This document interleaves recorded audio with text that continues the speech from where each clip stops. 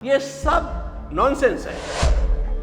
इनके पीछे जाने वाले भी मूर्ख हैं। धर्म में चमत्कार की क्या भूमिका है? ये चमत्कार जो लोगों के सामने करते हैं, लोगों को दिखाते हैं, ये सब बिजनेसमैन हैं। प्रधानमंत्री नरेंद्र मोदी इतने धार्मिक क्यों हैं? उनकी पूजनीय माताजी के साथ मैं पौन घंटा बैठ करके इन सारी बातों की चर्चा किया। हिंदू धर्म क्या है? सिंधु के उस पार रहने वाले लोग जिन नियमों का पालन करते हैं, उसे अन्य लोगों ने हिंदू धर्म कह दिया। कि ब्रह्मा विष्णु महेश, तो ये क्या ब्रह्म से निकले या क्या है ये तीनों? ये तीनों अलग नहीं हैं, एक ही है। इसका आर्य द्रविड़ से कोई मतलब नहीं है। यह खुरापात अंग्रेजों ने हमारे दिमाग में डाली हुई है। हम आज वैसे ऋषि क्यों नहीं बना पा रहे? गत 200 वर्षों में भारतीय प्रज्ञा को कुचलने का प्रयास किया गया। यदि आपको वास्तव में जिज्ञासा है तो आप द ब्यूटीफुल ट्री जैसी पुस्तक को पढ़िए।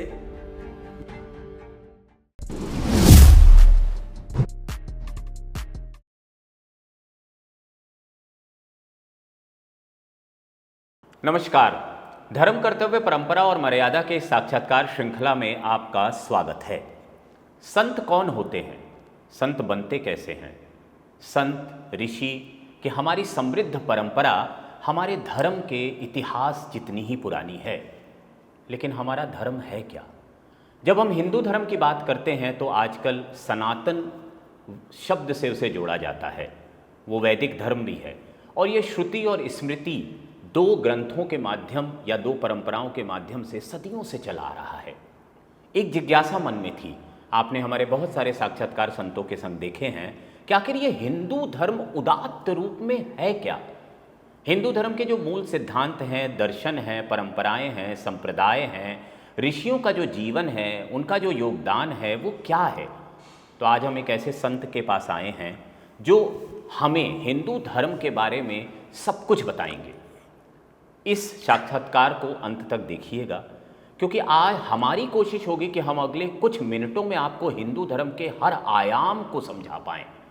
हम स्वागत करते हैं पूज्य गोविंद देव गिरि जी महाराज का, जो भारत में आज वेद व्यास की तरह काम कर रहे हैं। आज 36 से ज़्यादा वेद विद्यालय पूज्य महाराज जी चला रहे हैं, या एक तरह से वो संकल्प लेकर इस प्रकल्प को आगे बढ़ा रहे हैं। इसके अलावा श्री राम जन्मभूमि मंदिर जो ट्रस्ट है, आप उसके कोषाध्यक्ष और ट्रस्टी हैं। इसके अलावा मथुरा में भी जो कृष्ण जन्मभूमि है, आप उसके वाइस प्रेसिडेंट भी हैं। ये हमारा सौभाग्य है कि आज हम एक ऐसे संत के पास आए हैं जिनसे हम हिंदू धर्म को पूरी विराटता से समझने की कोशिश करेंगे। महाराज जी, आपका स्वागत है, आपने हमें समय दिया। जय श्री कृष्ण। मेरा पहला सवाल होगा महाराज जी, हिंदू धर्म क्या है? धर्म के बारे में जो भ्रांतियां निर्माण की गई है, उनको पहले निरस्त करना पड़ेगा। हिंदू धर्म या अन्य धर्म, इस प्रकार के किसी प्रकार के लेबल हम धर्म के साथ लगाते ही नहीं हैं। हम धर्म शब्द का प्रयोग करते हैं। पहले धर्म को जान लेना चाहिए, फिर ये बाकी लेबल्स की जो बात है वो बाद में करेंगे। हमारी परंपरा में सबसे महत्वपूर्ण शब्द माना गया है धर्म। और धर्म क्या है, इसके बारे में महाभारतकार कहते हैं, धारणात् धर्ममित्याहुः धर्मो धारयते प्रजाः। जो प्रजा को, सृष्टि को धारण करता है वह धर्म है। प्रजा को, सृष्टि को धारण करने का अर्थ है उसको स्थिर रखना, उसको व्यवस्थित रखना। अब यहाँ पर कुछ लोगों की बात नहीं है, पूरी सृष्टि की बात है। सृष्टि स्थिर कैसे रहेगी? तो धर्म की मूल कल्पना को समझिए। ये कल्पना, ये संकल्पना ऐसी है जैसा कि मैं अपनी भाषा में कहता हूँ, व्यष्टि, समष्टि, सृष्टि और परमेष्टि, यानी व्यक्ति, समाज, प्रकृति और परमात्मा, इन चारों में संतुलन रखने की प्रक्रिया का नाम धर्म है। जिस जिस नियम से ये संतुलन टिकता है उसे धर्म कहते हैं। ध्यान रखना, एक मेरा व्यक्तिगत जीवन होता है, एक मेरा समाज के साथ, परिवार के साथ, देश के साथ संबंध होता है, वो जीवन होता है। तीसरा, मैं इस सृष्टि में रहता हूँ, तो ये नदियाँ हैं, ये वृक्ष है, ये पंछी है, ये आकाश है, इन पंचमहाभूतों के साथ मेरा संबंध आता है, उनसे भी मेरा तालमेल होना चाहिए। और यह संपूर्ण अस्तित्व जिस एक तत्व से निर्माण हुआ है उस तत्व के साथ हमारा तालमेल होना चाहिए। तो व्यक्ति, समाज, प्रकृति और परमात्मा, the source, the original energy, इन चारों में जब संतुलन बना रहता है तो उस प्रक्रिया को धर्म कहते हैं। जिन नियमों के अधीन ये संतुलन है वह धर्म है। मैं अपनी भाषा में कभी कहता हूँ कि व्यक्तिगत जीवन के संतुलन को योग कहते हैं और सामाजिक जीवन के संतुलन को धर्म कहते हैं। आपने एक सारगर्भित तौर पे, और हमारे जो दर्शक हैं वो ये देख भी रहे होंगे कि उन्हें ये समझ आ रहा होगा कि ये कॉस्मिक है, सारगर्भित है। अब हमारे जो हिंदू धर्म में एक ब्रह्म तत्व की बात आती है जो हम मानते हैं सर्वोच्च है, वो क्या है? यह बतलाने से पहले मैं इस बात को और पूरा करूँगा जी। अब उस धर्म के साथ अलग अलग लेबल जो लग गए हैं, हिंदू धर्म भी क्यों न हो, ये वास्तव में मूल में नहीं है, लेकिन सिंधु के उस पार रहने वाले लोग जिन नियमों का पालन करते हैं उसे अन्य लोगों ने हिंदू धर्म कह दिया। वैसे ये सप्त सिंधवः वेदों में मंत्र आते हैं, सकार का उकार हकार के रूप, सकार का उच्चार हकार के रूप में करना, ये रूढ़ी आज भी है और इसलिए सिंधु के आसपास पनपा हुआ प्रचलित ऐसा यह धर्म हिंदू धर्म कहलाया। जी। तो ये जो ब्रह्म तत्व जिसकी हम बात सुनते हैं कि वो पूरे यूनिवर्स का मूल है, प्रणव की भी बात आती है, ओम की जो बात है, तो क्या है ये ब्रह्म तत्व? यह संपूर्ण सृष्टि जिस तत्व में निर्माण हुई, जिसमें विराजमान है और जिसमें लीन होगी, उसे ब्रह्म तत्व कहते हैं।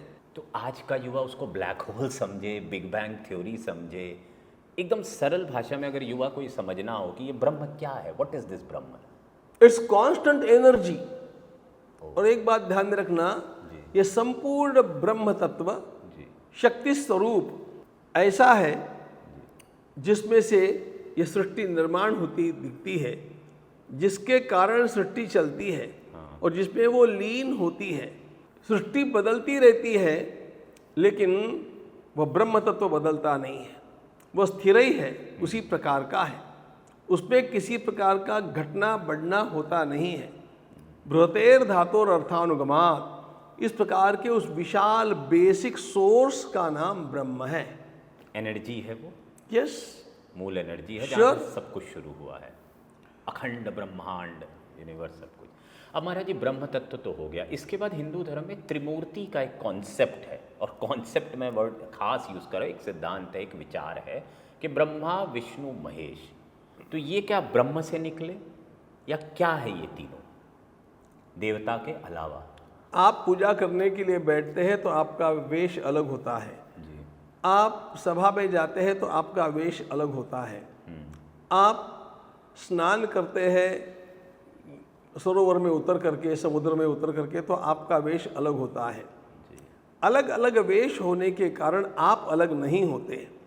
उसी प्रकार सृष्टि की उत्पत्ति के समय प्रभु के द्वारा जो रूप धारण किया गया उसी का नाम ब्रह्मा है।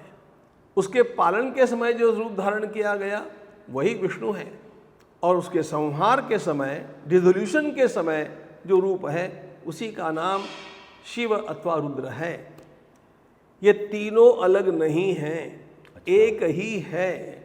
त्रयाणाम एक भावानाम यो न पश्यति वै भिदाम सर्वभूतात्मनाम ब्रह्मन स शांति अधिगच्छति।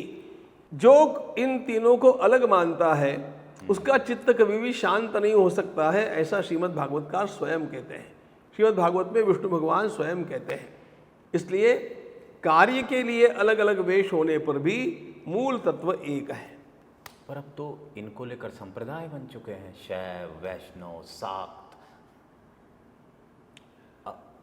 अब तो विभेद बहुत साफ दिखता है। ये सारे जितने भी भेद आपको लगते हैं जी। ये सारे अज्ञानाधिष्ठित होने के कारण वैसे लगते हैं।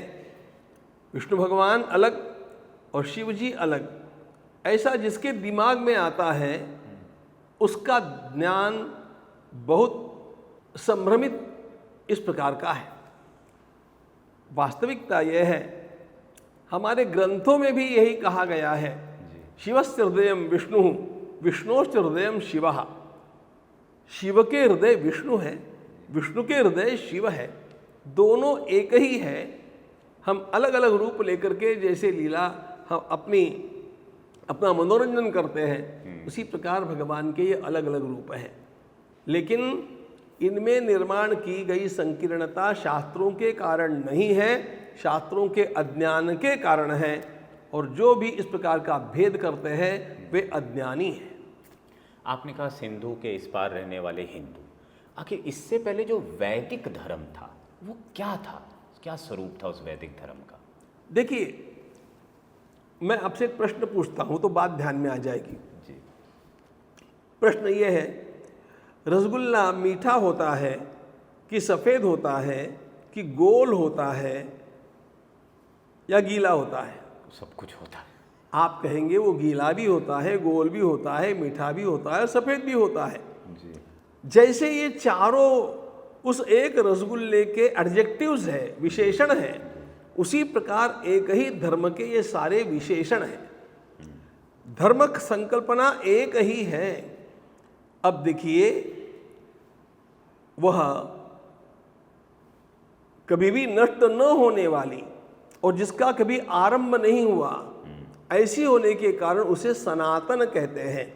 सनातन का अर्थ होता है जो पूर्व में भी था, आज भी है और आगे भी सदैव रहेगा।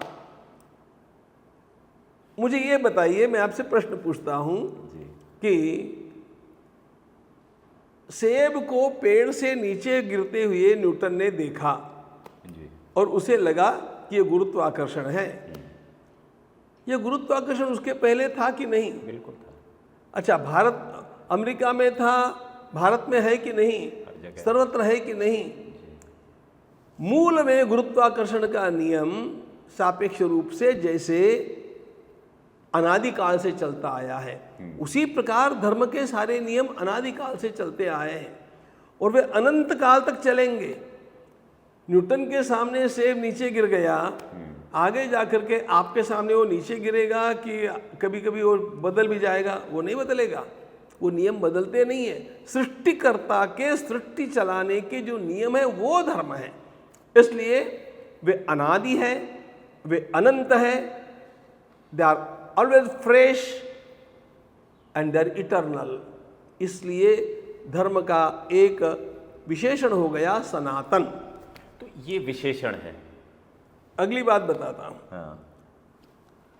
अब ये सारे सिद्धांत मिलेंगे कहाँ? हाँ। वे मूलतः वेदों में मिलते हैं। सारा संसार इस बात के साथ एक मत है कि वेद सर्वाधिक प्राचीन वाङ्मय है। हिस्ट्री ऑफ संस्कृत लिटरेचर के लेखक विंटरनिस ने लिखा है कि no power on earth can decide the date of Vedas. वे इतने अनादि हैं। वेदों में ये सिद्धांत मिलते हैं, इसलिए इसको वैदिक धर्म कहा गया।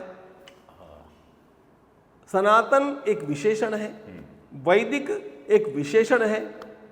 सिंधु के आसपास इसका बड़ा विकास हुआ, भारत इसका मूल स्रोत है, इसलिए इसको हिंदू धर्म कहा गया। एक बात और भी है जी। इसको आर्य धर्म भी कहते हैं जी। इसको भी ध्यान में लीजिए। क्यों कहते हैं आर्य? आर्य का अर्थ है सज्जन पुरुष। जिसके पालन से व्यक्ति सज्जन होता है उसे आर्य कहते हैं। संस्कृत भाषा में आर्य शब्दों को आप डिक्शनरी निकाल करके खोजिए, सज्जन पुरुष यही अर्थ मिलेगा। तो ये लोगों को सज्जन बनाने के लिए है। कृण्वन्तो विश्वम आर्यम, ऐसा जब वेद कहते हैं तो उनका यही कहना है कि सब लोगों को सज्जन बनाइए, सब लोगों को शिक्षित बनाइए, सब लोगों को परस्परोपयोगी बनाइए। तो इसका आर्य द्रविड़ से कोई मतलब नहीं है। यह खुरापात अंग्रेजों ने हमारे दिमाग में डाली हुई है और यह आर्य द्रविड़ संघर्ष हमारे देश में कभी भी नहीं था। आप एक पुस्तक पढ़िए, मैं सब दर्शकों से भी कहूंगा कि आप राजीव मल्होत्रा की ब्रेकिंग इंडिया यह पुस्तक नहीं पढ़ी होगी तो आज ला करके पढ़िए, तब आपके ध्यान में आएगा कि गत 150-200 वर्षों से हमारे देश को तोड़ने के लिए कितने षड्यंत्र हमारे यहाँ पर चले हैं। उन षड्यंत्रों में से एक षड्यंत्र यह द्रविड़ आर्य संघर्ष इस प्रकार का है। भारत रत्न डॉक्टर आम्बेडकर जी ने कहा है कि यह गलत बात है। भारत रत्न डॉक्टर आम्बेडकर जी ने यह कहा है कि आर्य बाहर से आए थे, उन्होंने कोई आक्रमण किया। It's a foolish theory he says. आप आम्बेडकर जी को मानेंगे कि नहीं? स्वयं कहते हैं इसको तो कभी का त्याग देना चाहिए था और हमारी ये सरकारें उसको त्यागने के लिए तैयार नहीं, ऐसी बात है। तो ध्यान रखना, सनातन विशेषण है, आर्य विशेषण है, वैदिक विशेषण है, हिंदू विशेषण है और भारतीय भी विशेषण है। धर्म, लेकिन धर्म, एक धर्म के ये सारे विशेषण है। तो अब मैं फिर से ब्रह्मा जी पे लौटूंगा। एक मूल ऊर्जा से तीनों देव बने, शिव की आत्मा, विष्णु की आत्मा में बसे हैं। ब्रह्मा जी के मानस पुत्र हुए, पहले सनक, सनादिक, सनंदन हुए, फिर बाद में ऋषि मानस पुत्र हुए। तो ये क्या है, इसको सरलता से कैसे समझा जाए? ब्रह्मा इज कॉस्मिक कॉन्शियसनेस, इसको ध्यान में लीजिएगा। हमारी चेतना में इतनी शक्ति है।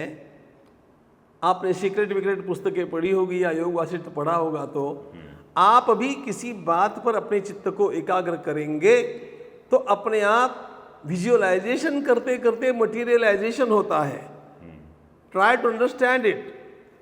आपका मन यदि एक वस्तु का चिंतन करता है तो वह वस्तु संसार में आकार लेती है। यह सामान्य मनुष्य के लिए भी संभव है। तो जो कॉस्मिक कॉन्शियसनेस है उसने विचार किया कि इस प्रकार की सृष्टि निर्माण हो जाए, वो संकल्प सिद्ध हो गया और दैट वाज मटीरियलाइज्ड। ये सीधा सीधा ऐसा है। ब्रह्मा जी ने पॉटर गॉड के रूप में इधर उधर से मटीरियल लेकर के कुछ नहीं बनाया। ये सब मन से बना हुआ है, संकल्प से बनी हुई सृष्टि है। तो मानस पुत्र क्यों बनाए? क्यों बनाए मानस पुत्र? सृष्टि का कार्य आगे चलाने के लिए। अच्छा, हाँ। तो जैसे हम विश्वकर्मा जी की भी परिकल्पना देखते हैं, तो ये सारे जो संतान, अब कहा गया कि उनके जो, अरे मनुष्य जिन मनु का पुत्र है जी, उस मनु को भी कैसे बनाया? मनु और शतरूपा ये ब्रह्मा जी के मन से ही बने हुए मानस सृष्टि के रूप है। ये मानस दाम्पत्य है। उसके पश्चात की सृष्टि मैथुनी सृष्टि है। यही मानना पड़ेगा, नहीं तो आप कितनी भी खोज कीजिए। जैसे हम लोग परिहास में कहा करते हैं, पहले मुर्गी की पहले अंडा, पहले मुर्गी की पहले अंडा। इसका कोई अंत नहीं है। It's absurd question. और इसलिए इसके मूल में जाकर के इस बात को स्वीकार करना पड़ता है कि एक अत्यंत प्रगल्भ सशक्त मनुष्य चेतना इस प्रकार की थी जो अपनी सोच के अनुसार सृष्टि को प्रकट कर सकती थी। तो ये क्रमवार चल रहा था। अब जैसे विष्णु जी आए पालन करता हुआ, फिर उनके 10 रूप हो गए, और उधर मनु और शतरूपा।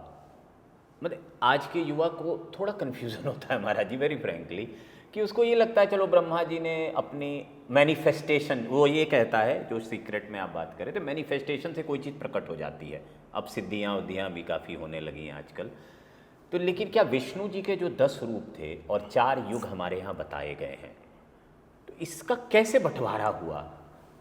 विष्णु भगवान के 10 रूप नहीं हैं। विष्णु भगवान के अवतारों का वर्णन करते समय ये कहा गया, श्रीमद् भागवत की बात बतलाता हूँ जी। भगवान के 10 अवतार है, 22 भी है, 24 भी है, और प्रभु के वास्तव में असंख्य अवतार हैं। मूल बात ऐसी है, जिस जिस समय जिस जिस प्रकार की एक यूनिवर्सल नेसेसिटी निर्माण होती है, या हमारा संपूर्ण मनोभाव, जिसको आपकी भाषा में बोलना तो सोशल माइंड कहिए जी। सोशल माइंड जब किसी प्रकार की अत्यंत तीव्र डिमांड करता है, तो सृष्टि को निर्माण करने वाले उस परमात्मा को उस डिमांड को पूरा करना होता है, और इसलिए वो उस प्रकार का रूप धारण करके आता है। तो अब हम अपने ऋषियों को साइंटिस्ट मानते हैं, कणाद को मानते हैं, और भी बहुत सारे ऋषि हुए जिन्होंने अलग अलग समय पे खोज की। हम आज वैसे ऋषि क्यों नहीं बना पा रहे हैं? क्योंकि आज भी वैसे डिमांड है समाज में, कलयुग चल रहा है, बहुत सारी दिक्कतें हैं, और ये सारे रैशनल सवाल इसलिए पूछ रहा हूँ कि लोगों के दिमाग में हैं ये सवाल कि एक समय में हमारे यहाँ ऐसे ऋषि हुए जिन्होंने एक से एक चीज़ें की, पतंजलि से लेकर, चरक से लेकर, सुश्रुत से लेकर। हम आपको बतलाते हैं, भगवान पतंजलि, सुश्रुत है, वाग्भट है, आर्यभट्ट है, कणाद है, गौतम है, ये सारे वैज्ञानिक ही थे जी। वैज्ञानिक ही रहे हैं। और जैसे कि कणाद, एटम की थियरी सबसे पहले कणाद ने दी जी। कणाद ने, उसका वैशेषिक दर्शन है। आश्चर्य होगा, कणाद जीवन भर एटम का प्रचार करते हुए कहते थे सृष्टि परमात्मा ने नहीं बनाई, एटम से बनी है। अच्छा। उनकी मृत्यु के समय लोगों ने कहा, अरे आप तो भगवान का नाम लो। उसने कहा नहीं, पीलवहा, that means atom, call it atom only. ये कणाद का जीवन है, और इसीलिए हमारा वैशेषिक दर्शन पूरा वैज्ञानिक दर्शन है। और इसीलिए संत गुलाबराव महाराज कहा करते थे कि वैज्ञानिक हमारे वैशेषिक दर्शन का अध्ययन होना चाहिए। अब वैसे ऋषि आजकल क्यों प्रकट नहीं होते हैं, ऐसा आपका जो प्रश्न है जी। गत 200 वर्षों में भारतीय प्रज्ञा को कुचलने का प्रयास किया गया, भारत की अस्मिता को कुचलने का प्रयास किया गया, और अंग्रेजों ने इसी को ध्यान में रख करके अनेक कानून बनाए। सबसे पहले गुरुकुलों को बंद किया। यदि आपको वास्तव में जिज्ञासा है तो आप द ब्यूटीफुल ट्री जैसी पुस्तक को पढ़िए, जो गांधी जी के अनुयायी धर्मपाल जी ने लिखी है, और उन्होंने भारत में अंग्रेजों की शिक्षा आरंभ होने से पूर्व, यानी 1836 के पूर्व जो शिक्षा प्रचलित थी, उसका पूरा ब्यौरा उस पर दिया हुआ है, और ये उन्होंने अंग्रेजों के गैजेट से निकाल करके दिया है। अत्यंत श्रेष्ठ विद्याएं यहाँ पर थी। देश के हर कोने में, हर जिले में गुरुकुल थे, और इनकी संख्या हजारों में थी। मूल बात, उस प्रज्ञा को मारा गया। ध्यान रखना, 1000 वर्षों तक हमारे ऊपर आक्रमण होते रहे। उन आक्रमणों के समय हम लोग जीवन मरण की लड़ाई लड़ रहे थे, इसलिए नए संशोधन का, नए अनुसंधान का समय नहीं मिला। इसको ध्यान में लेना चाहिए। हम बच गए इतने आक्रमणों को झेल करके भी, यही आश्चर्य है। ये मुगलों के आक्रमण की बात है। अंग्रेजों का आक्रमण बौद्धिक था, और उन्होंने तो हमारी बुद्धि को कुचलने का पूरा प्रयास किया। लेकिन जैसे ही ये बुद्धि, ये वैदिकों की, ये सनातनियों की बुद्धि थोड़ी स्वतंत्रता को प्राप्त करती है, तो वो पुनः कैसे नवोन्मेषशालिनी प्रतिभा के रूप में प्रकट होती है। इसके अनेक उदाहरण मैं आजकल देख रहा हूँ। उदाहरण के लिए बतलाता हूँ, आयुर्वेद में कितना रिसर्च हो सकता है, ये हमारे आचार्य बालकृष्ण जी ने जो प्रकट करके दिया है, कोई तो भी जा करके देखें। एनसाइक्लोपीडिया है, 96 मैंने खुद देखी हुई है, इसलिए। हाँ, ये स्वयं नया अनुसंधान है, जी। ये ऋषिकल्प जीवन है। तो इसलिए ये तो एक क्षेत्र की बात हुई, ऐसे अनेक क्षेत्रों में मिलेंगे। मैं आपको विश्वास दिलाता हूँ, यदि भारतीय अस्मिता इसी प्रकार से जागरूक होती गई तो आपको ऋषियों की प्रज्ञा लोगों में अपने आप दिखना आरंभ हो जाएगा। ब्रह्मा विष्णु पे हमने चर्चा कर ली, अब हम शिव पे आते हैं। माना जाता है वो डिस्ट्रॉयर है, एक ऐसी छवि। और आजकल बच्चों में, युवाओं में शिव का बड़ा क्रेज है। वो टैटू बनवा रहे हैं, वो केदारनाथ जा रहे हैं, ज्योतिर्लिंग कर रहे हैं। तो शिव कौन है? हम आपको एक बात बताते हैं, फिर से बताते हैं जी परमात्मा एक है, वे ही शिव के रूप में प्रकट है जी। हम कभी भी आपको 2-3 मानने देंगे ही नहीं, मूल परमात्मा एक ही है। जी अब बच्चों को शिव स्वरूप का जो आकर्षण है जी वो उसके व्यालर के कारण है। जी।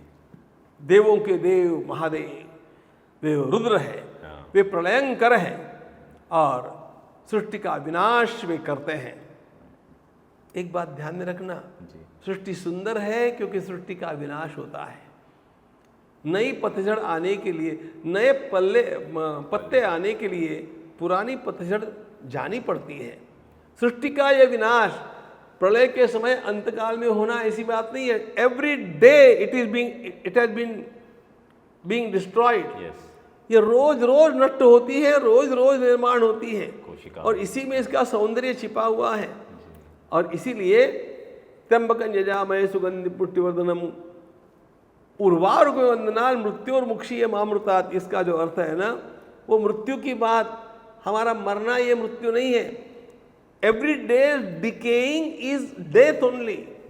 रोज रोज हमारे भीतर की सेल्स, हमारे भीतर की सेल्स रोज मरती है और रोज नए जन्म लेती है। ये काम करने वाला कोई न कोई एक तत्व होना चाहिए, उसी को शिव कहा गया।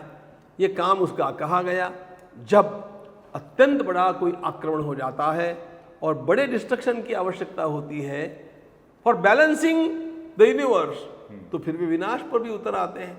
वे प्रलयंकर भी है, लेकिन ये सारा करते किस लिए है? धर्म संस्थापनार्थाय, धर्म की संस्थापना करने के लिए, यानी सृष्टि का बैलेंस बनाए रखने के लिए।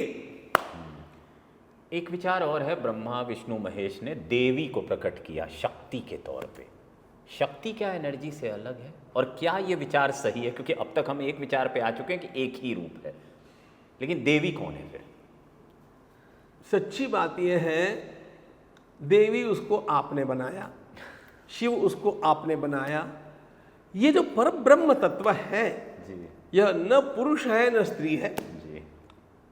मैं आपके बात पूछता हूं, ये बिजली क्या है, पुरुष है कि स्त्री है? नहीं, कोई लिंग नहीं है इसका। It's energy. इसलिए हम एनर्जी को मानते हैं, इतना ध्यान रखना। वही एनर्जी शिव का रूप लेती है, वही विष्णु का लेती है, वही ब्रह्मा का लेती है, और वही शक्ति के रूप में प्रकट होती रहती है। इसको ध्यान रखना चाहिए। ये शक्ति कभी नष्ट न होने वाली शक्ति है। अब हम फिजिक्स का एक सिद्धांत है, फिजिक्स का, the energy is always constant. शक्ति का रूपांतरण होता है, शक्ति नष्ट नहीं होती है, शक्ति नई निर्माण भी नहीं होती है। There is law of conservation of energy. ये जो कॉन्जर्वेशन है, इसको ध्यान में लीजिए। तो यह सब जो कुछ है, अब उसको देवी का रूप क्यों दिया, ये बतलाता हूं। यदि उस परमात्मा का ध्यान करना है और आपको उसका प्रेम चाहिए, आप बताइए, आपके ऊपर संसार में सबसे अधिक प्रेम किसने किया? आपकी मां ने किया। इसलिए जब मुझे उसके वात्सल्य की अपेक्षा है, करुणा की अपेक्षा है, उसकी हेल्प की अपेक्षा है, तब मैं उसे मां के रूप में जब पुकारता हूं, तो वह शक्ति मां बनकर के मुझे जो चाहिए वो सब कुछ प्रदान करती है। इसका सबसे बड़ा उदाहरण ठाकुर रामकृष्ण परमहंस है। उन्होंने काली माता की उपासना की, और उपासना करते करते काली माता ने उनके लिए तोतापुरी को लाया, भैरवी ब्राह्मणी को लाया। जैसे माँ अपने बालक के लिए सारी व्यवस्थाएं करती है, उसी प्रकार जब आप देवी के रूप में उस परब्रह्म तत्व को याद करते हैं और उसकी आराधना करते हैं तो माँ का वात्सल्य उस पर निर्माण होकर के अपने आप आपको जो चाहिए वो प्रदान करती। अब उसमें भी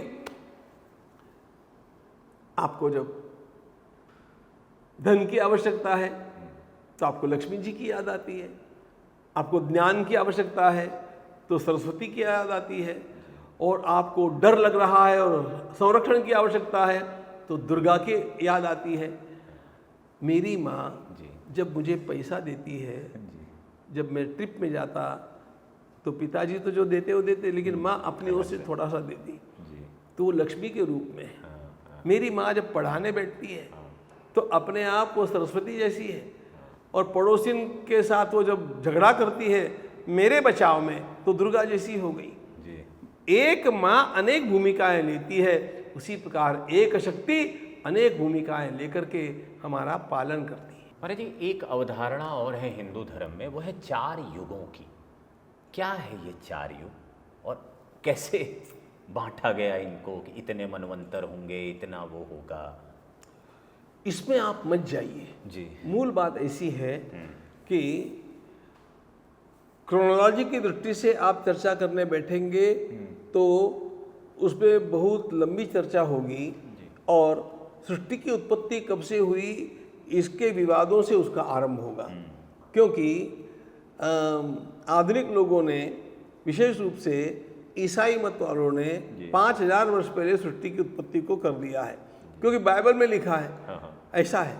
लेकिन हम लोगों की जो धारणा है वो तो ऐसी है न कदाचित अनीदृशं जगत, सृष्टि नहीं थी ऐसा कोई समय ही नहीं था। ये मूल मीमांसा का सिद्धांत है जी। वो सृष्टि प्रकट होती है, लुप्त होती है, प्रकट होती है, लुप्त होती है, और उसी को हम सृष्टि कहते हैं और प्रलय कहते हैं। लेकिन सृष्टि थी नहीं ऐसा कोई समय नहीं है, ये मूल सिद्धांत है। तो अब ये 4 युगों की जो बात है, अपने जीवन में जब व्यक्ति आलस में पड़ा रहता है तो उसको कलियुग कहते हैं। अच्छा। आलस प्रमाद ये उसका लक्षण है। कलिशयानो भवति।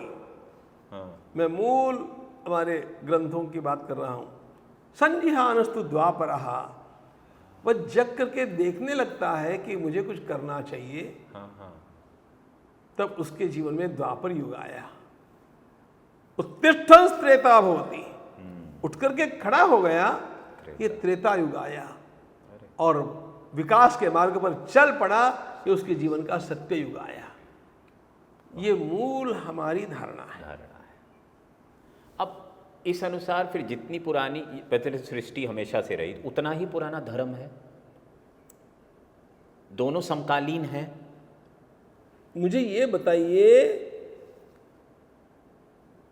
जो मैंने आपको बताया गुरुत्वाकर्षण का नियम हमेशा कितना पुराना है? कितना पुराना धर्म है। हमारे धर्म का अर्थ ही सृष्टि को स्थिर रखने वाले वैज्ञानिक नियम, ये धर्म का मूल अर्थ है। हाँ, मानव मतलब मानव से उतना ना जुड़ा है जितना सृष्टि से जुड़ा है वो। जी। अब इसमें एक श्रुति स्मृति ग्रंथों का जिक्र आता है महाराज जी, और मैं धीरे धीरे वेद पुराण पे भी थोड़ा थोड़ा आऊँगा, क्योंकि मैं चाह रहा हूँ कि जो ये देखे वो तकरीबन सारे आयाम समझ ले हिंदू धर्म के, वैदिक धर्म के। तो श्रुति और स्मृति ग्रंथ क्या हुए? श्रुति का अर्थ है वेद, वेदों को ही श्रुति कहते हैं। अच्छा।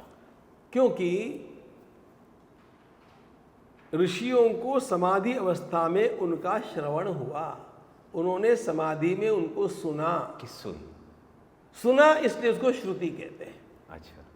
हाँ, एक बात जी। शिष्यों को भी पढ़ाते समय हम लिख करके पढ़ करके नहीं पढ़ाए, तो गुरु बोलते हैं, शिष्य उसको ग्रहण करते हैं, श्रुति परंपरा से आगे चलता है, इसलिए भी उसको श्रुति कहते हैं। दोनों बातें हुई। अब ये जो वेद है, ये मूल cosmic laws which the rishis came across in their samadhi. आपकी भाषा में बोलना हो तो वेदों के इन सिद्धांतों को हमारे ऋषियों ने सृष्टि से डाउनलोड किया। ओके। ये उनकी प्रज्ञा में डाउनलोड हो गए। हाँ। हो गया। उन्होंने उसको बोल करके प्रकट किया। अब ये जो उन्होंने प्रकट किया उनको समझाने के लिए अब व्यवस्थाएं कैसी होनी चाहिए ये स्मृतियों ने लिखा। मूल वेद ही है और वेद सबसे ऊंचे प्रमाण है। यदि स्मृति में कोई बात ऐसी मिलती है जो वेद के विरुद्ध है तो वो स्मृति गलत है। पुराण में कोई बात ऐसी मिलती है जो वेद के विरुद्ध है तो पुराण गलत है। हमारे यहाँ पर वेद को सतत प्रामाण्य माना है, बाकी सारे ग्रंथों को परतप प्रामाण्य माना है। वेद के अनुसार जो है वो ठीक है और वेद के विपरीत जो है वो गलत है। पुराणों ने वेदों का स्पष्टीकरण सरल भाषा में किया। आपने मुझे एकदम श्रुति से वेदों से लेकर के स्मृति तक पूछ लिया, बीच में पुराण आने चाहिए। ऐसा है, वेदों की भाषा कठिन भाषा है, गहरी भाषा है, संस्कृत है। वो संस्कृत में भी मूल ओरिजिनल संस्कृत है। अच्छा। हाँ, अब उसके ऊपर भी बड़े बड़े अच्छे अच्छे भाष्य लिखे गए हैं जी, लेकिन उसको सरल भाषा में समझाने के लिए पुराण लिखे गए हैं। ठीक है। वेदों में, पुराणों में क्या है, जो वेदों में है वही सरल भाषा में पुराणों में है।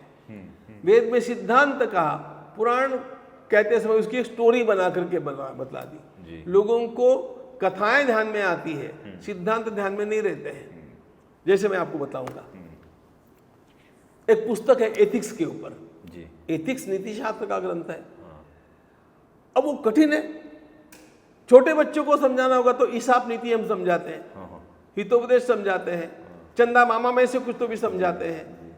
बात वही समझानी है, लेकिन वो सरल भाषा में उस बच्चे को समझानी चाहिए। इसी प्रकार वेदों के सिद्धांतों को पुराणों ने सरल भाषा में समझाया, उसको और व्यवस्थित रूप स्मृतियों ने दिया और स्मृतियों ने उसमें नियमों का संकलन किया। मतलब क्या है, पुराणों में कथाएं भी है, नियम भी है, कथाएं भी है, नियम भी है। स्मृतियों ने क्या किया, नियमों को छांट करके उसको अलग कोडिफाई किया। तो ये स्मृतियां बन गई। अब ऐसी अनेक स्मृतियां बन गई।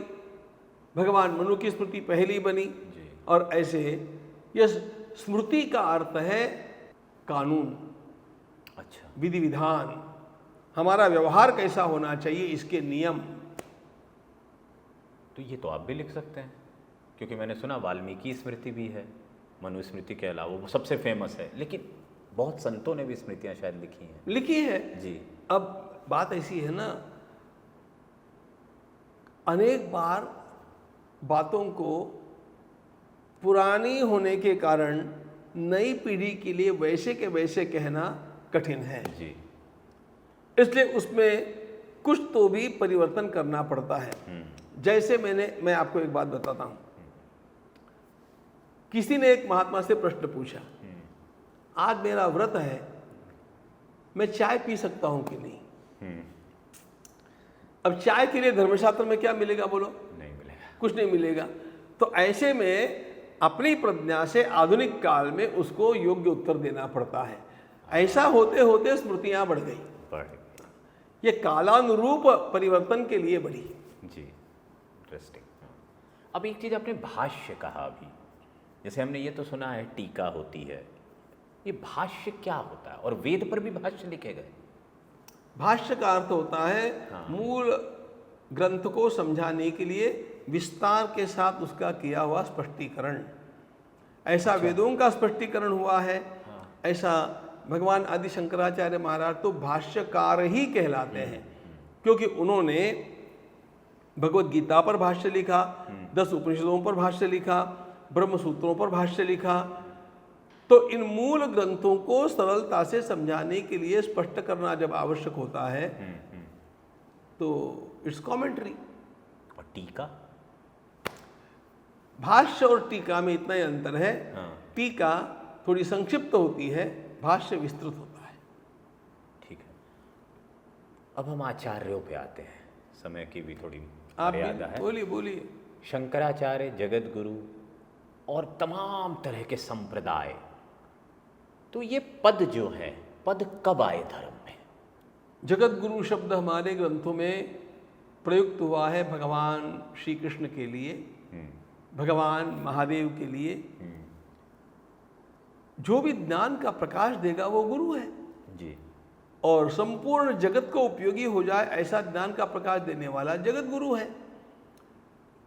तो ऐसी परंपरा में हमारे भारतवर्ष में मूल वेदांत के 5 जगत गुरु माने गए हैं।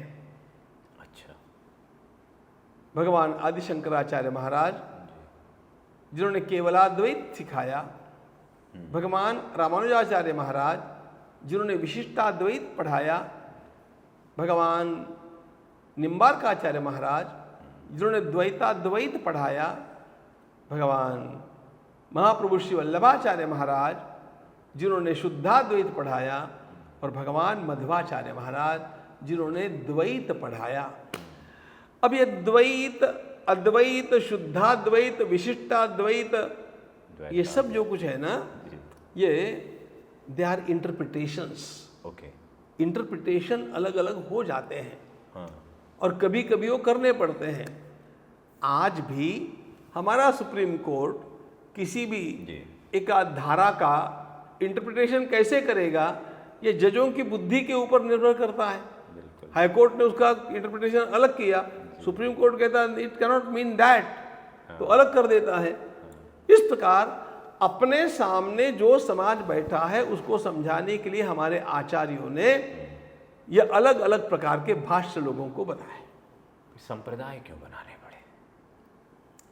संप्रदाय शब्द जो आजकल इतना बदनाम हो गया है ना जी, ये मूर्खता है। हमने उस शब्द को ही समझा नहीं। सम्यक प्रदीयते अस्मिन् इति संप्रदायः, जिसमें पुराने लोग अपने आचार विचार व्यवस्थित रीति से दूसरे को देते हैं, उसको संप्रदाय कहते हैं।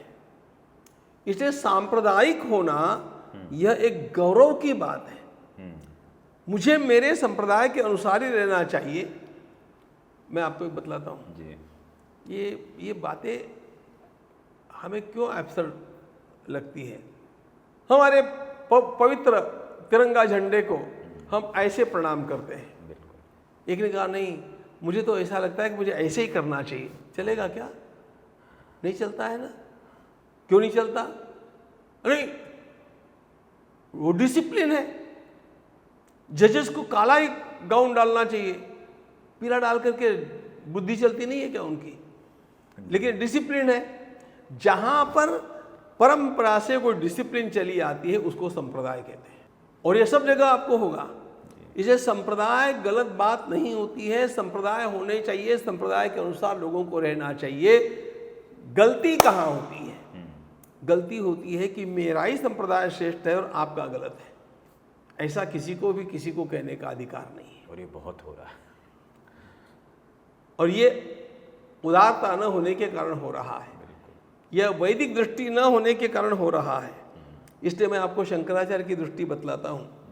भगवान आदि शंकराचार्य महाराज के सांप्रदायिक लोग हम क्या कहते हैं पता है? हम ये कहते हैं उनका आपस में कितना भी झगड़ा होगा, हमारा किसी से भी झगड़ा नहीं है। परस्परम विरुद्धन्ते तैर अयम न विरुद्धते। मैं आपको मूल बात सुनाता हूँ जी। इसलिए संप्रदाय होना, संप्रदाय का अनुशासन होना ये अच्छी बात है, लेकिन मेरा ही संप्रदाय श्रेष्ठ है और औरों के नहीं है, ये कहना गलत बात है। दर्शन, इसलिए आपस में संवाद होने की आवश्यकता है, समन्वय होने की आवश्यकता है, सौहार्द होने की आवश्यकता है। दर्शन महाराज जी, हमारे यहाँ सांख्य है, न्याय है, वैशेषिक है। क्या है ये 5 दर्शन और किस लिए है? दर्शन 6 है, 5 नहीं है। 6। ऐसा है, किसी भी बात को लॉजिकली समझाना, हाँ यह बात जब आती है जी, तो अपने आप उसका भी एक स्कूल बन जाता है। तर्क को लेकर के न्याय दर्शन बना, अणु को लेकर के वैशेषिक दर्शन बना, प्रकृति और पुरुष को लेकर के सांख्य दर्शन बना। प्रकृति पुरुष को तो मानना चाहिए लेकिन साथ में ईश्वर को भी मानना चाहिए, यह कहता हुआ योग दर्शन बना। और इन सब के ऊपर वेदों का प्रभाव कैसा है ये दिखाने के लिए मीमांसा दर्शन बना। और सर्वोच्च दर्शन जो बना है वो वेदांत दर्शन बना है। ये Vedanta is the culmination of Indian thought. इसलिए ये सारे दर्शन हमारी बुद्धि को एकदम सही मार्ग पर रखने के लिए उपयोगी है। हमने सब दर्शनों का अध्ययन किया जी। इसमें कौन सा सही है? अब एक भ्रम और है, कपिल अगर सांख्य दर्शन बनाते हैं वो ईश्वरवादी था और आज अनीश्वरवादी सांख्य दर्शन पे ज़्यादा अध्ययन चल रहा है। ये सब कब हो जाता है विचलन? मैं आपको ये बात बतलाता हूँ, इन सीढ़ियों में से कौन सी सीढ़ी सही है?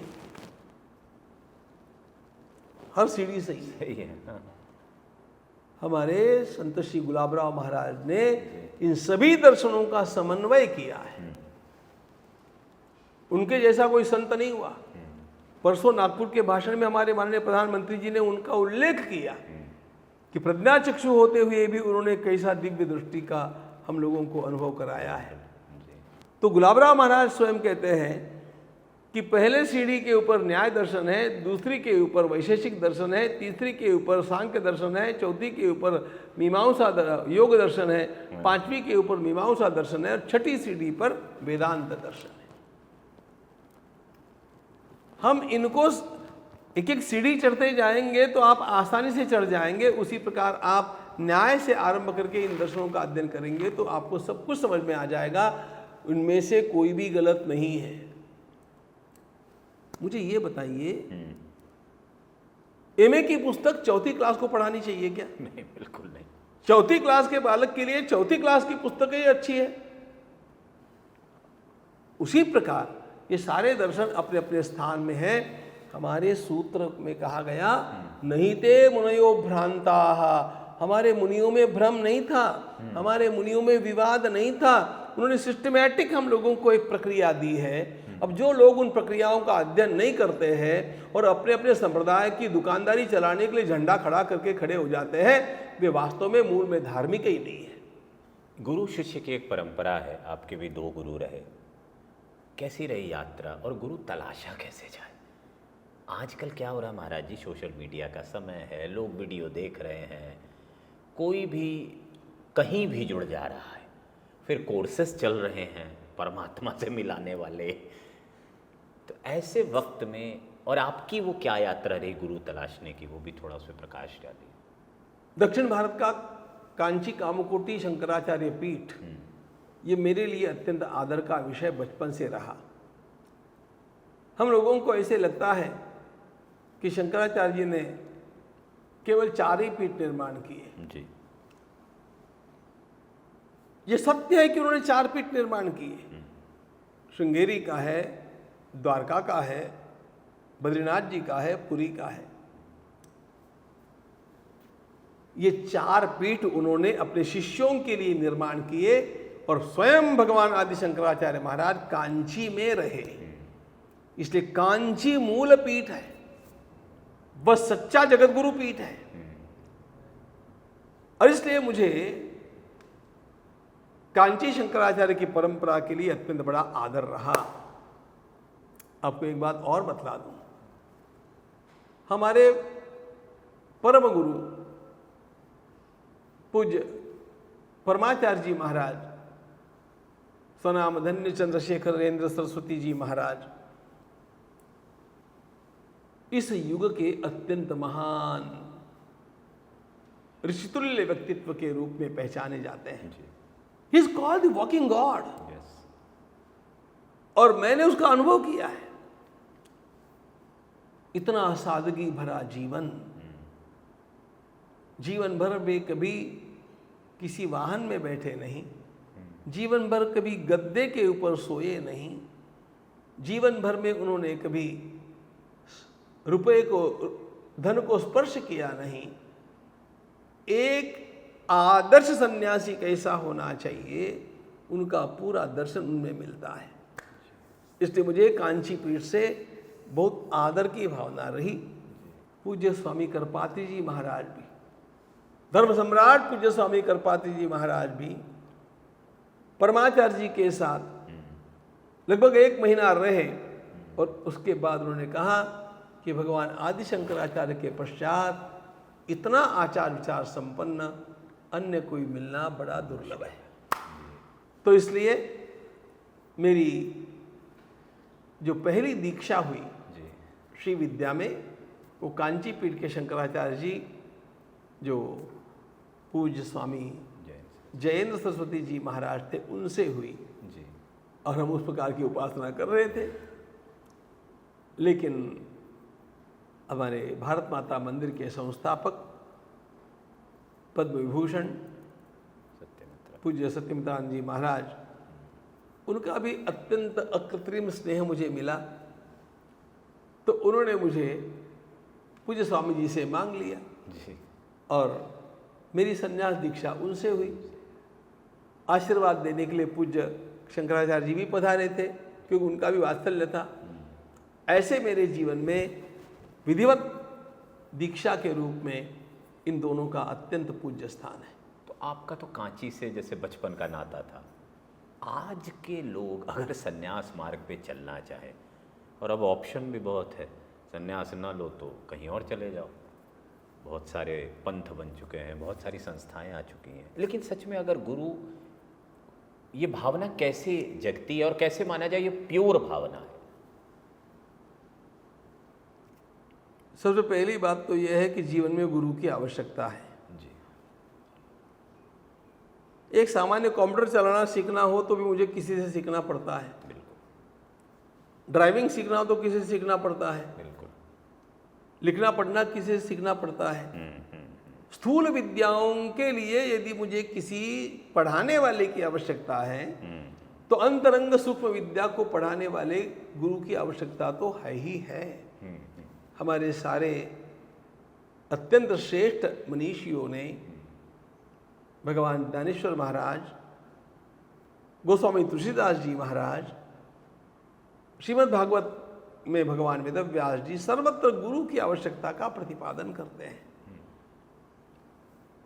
अब ऐसा हुआ कि उसकी आवश्यकता का प्रतिपादन होने के कारण जिज्ञासुओं में भी उनके लिए वास्तव में उत्कंठा निर्माण हुई। तो जो गुरु होने के लिए पात्र नहीं होंगे, ऐसे भी लोग अपना भेष बना करके उसमें घुस गए। बिल्कुल। यह सर्वत्र संभव होता है। मैं आपको बताता हूं, हम डॉक्टरों को देव मानते हैं, और कोविड के समय कितने डॉक्टरों ने अपनी जान को जोखिम में डाल करके लोगों को बचाया। ऐसे सैकड़ों डॉक्टर रहे हैं। बिल्कुल। अच्छा किया केंद्र सरकार ने ऐसे 500 से अधिक डॉक्टरों के फोटो उन्होंने प्रकाशित किए थे।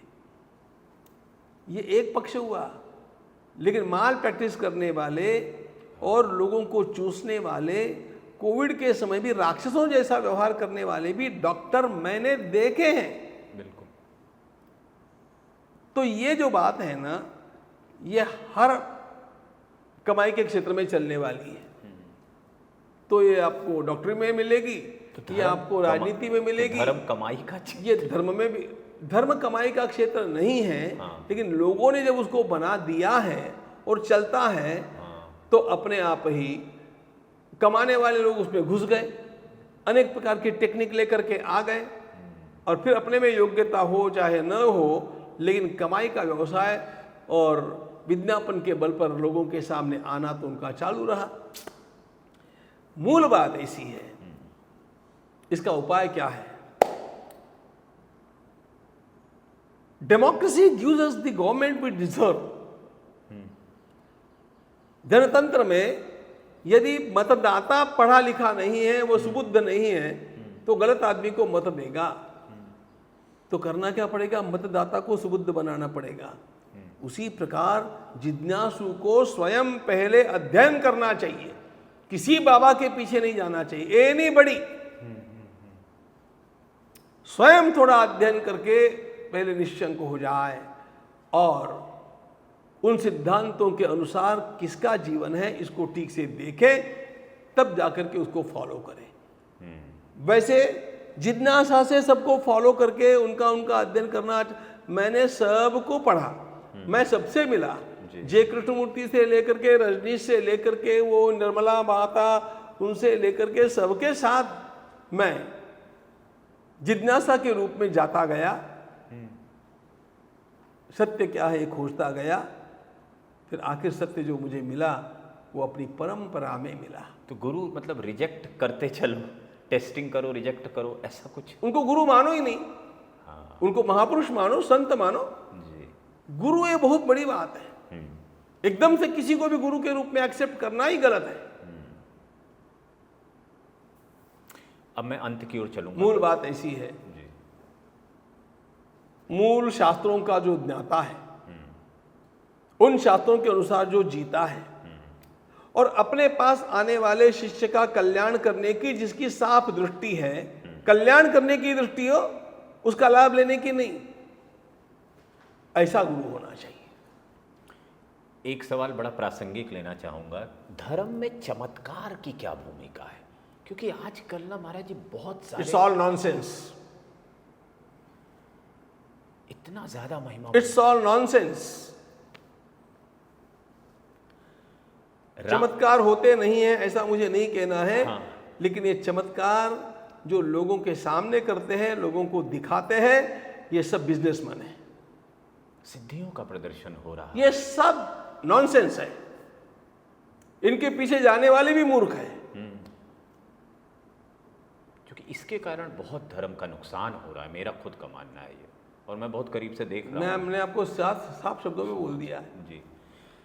राम मंदिर बन के तैयार हो चुका है और हम सभी ने आपका वो भावनात्मक भाषण सुना, प्रधानमंत्री जी ने आपसे सलाह लिया, व्रत किया, तमाम चीजें। राम राज्य की परिकल्पना क्या है? सर्वे भवन्तु सुखिनः, सर्वे सन्तु निरामयाः, सर्वे भद्राणि पश्यन्तु, माँ कश्चित दुख माँ भाग भवेत्। ये राम राज्य की मूल कल्पना है, जहाँ सबको न्याय मिलेगा, सबको समानता का व्यवहार मिलेगा, सबको उनके जीवन के निर्वाह के लिए आवश्यक जो है वह सब कुछ मिलेगा और सबको स्वतंत्रता रहेगी। इसको राम राज्य कहते हैं। राम राज्य में सब कुछ था। आखिरी सवाल पूछूंगा और इस वजह से पूछूंगा कि ये जिज्ञासा सभी के मन में है, आपको जो पूछना है पूछो, कि प्रधानमंत्री नरेंद्र मोदी इतने धार्मिक क्यों हैं? अरे ये बात इतने धार्मिक क्यों है, आपको पहली बात बतलाता हूं जी। वे एक अत्यंत धार्मिक परिवार से आए हैं जी। उनकी पूजनीय माताजी के साथ मैं पौन घंटा बैठ करके इन सारी बातों की चर्चा किया हूं जी। 9 दिन का उपवास, उनका उपवास होता है क्या, यही मैंने उनसे पूछा था। हाँ। स्पष्ट पूछा था। उस पूजनीय माँ ने तुरंत मुझे इमोशनल हुई, इसमें क्यों बड़ी बात है।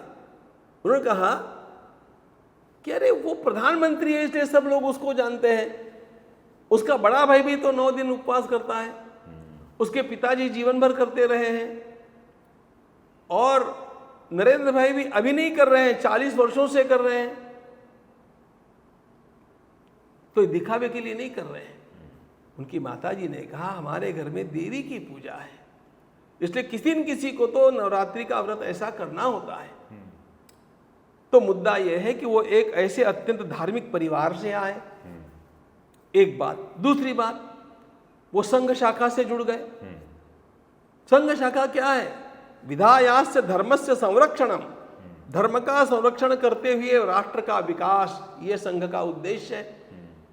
इसलिए वहां पर भी उनको वे ही संस्कार मिले धर्म के ही, परिवार में, संघ में और उनके स्वयं के अध्ययन से उनको ये ध्यान में आया कि संसार का कल्याण करने वाला यदि कोई विचार है तो वो सनातन का विचार है। और इसलिए मैं तो ये देख रहा हूं कि आयु के बढ़ने के साथ साथ उनकी धर्मनिष्ठा भी अधिकाधिक प्रखर होती जा रही है। जी। देश का सौभाग्य है कि उसे इस प्रकार का एक प्रधानमंत्री प्राप्त हुआ है। जी। और मैंने तो उनके सचिव को एक दिन कहा कि मुझे एक धार्मिक इंटरव्यू करने दीजिए कि इतना धर्म कहाँ से आया है। मैं आखिरी सवाल पे आऊँगा महाराज जी। रामनवमी का उत्सव आने वाला है, राम कौन, और दूसरा रामनवमी के उत्सव पर हमें क्या करना चाहिए? मंदिर बन चुका है, राम की प्रतिष्ठा हो चुकी है, अब किस ओर ले जाना चाहिए, है ना? पहला प्रश्न आपने पूछा राम कौन। कौन? पूज्य विनोबा जी ने इसका एक उत्तर दिया। हाँ। दशरथ के बेटे ने जिसका नाम अपने बेटे को दिया, महाराज दशरथ ने जी। जिसका नाम अपने बेटे को दिया, उस आदि शक्ति का नाम राम है, उस आदि तत्व का नाम राम है। राम जी का मंदिर बन गया। यह एक अत्यंत बड़ी घटना विश्व में घटी है, ध्यान रखना। तो हम इस साक्षात्कार को इसी राम नाम पे अभी विराम देंगे। सवाल और भी थे, बहुत सारे हिंदू धर्म के भी आयामों को और भी समझना है, तंत्र को समझना है, मंत्र को समझना है, यंत्र को समझना है। मैं कोशिश करूंगा भविष्य में पूज्य महाराज जी का दोबारा एक बार समय लूं, क्योंकि आज के युवाओं को ये समझना जरूरी है कि ब्रह्म तत्व क्या है और उसी से निकले हुए सारे तत्वों से कैसे देवताओं के निर्माण होते हैं। और ये पूरी भावना, और महाराज जी इतने स्पष्ट हैं, वो नॉनसेंस कह सकते हैं, और इसकी ज़रूरत है कि स्पष्टता दी जाए धर्म को लेकर, गुरुओं को लेकर, परंपराओं को लेकर, संप्रदायों को लेकर। तो मेरी उम्मीद है कि आगे मैं फिर बहुत सारे और सवाल हैं जो समाज में आते रहते हैं, कथावाचन को लेकर सवाल है, महिलाओं की भूमिका को लेकर सवाल है, गार्गी अपाला को लेकर सवाल है। तो ये सारी चीज़ों को, चूँकि स्पष्टता ज़रूरी है। उम्मीद है आपने ये साक्षात्कार यहाँ तक देखा होगा। आपके मन में अगर कोई भी प्रश्न हो तो कृपया आप कमेंट में डाल दीजिएगा। मैं कोशिश करूँगा महाराज जी से पुनः समय लेकर आपके सवाल पूछ पाऊँ। धन्यवाद।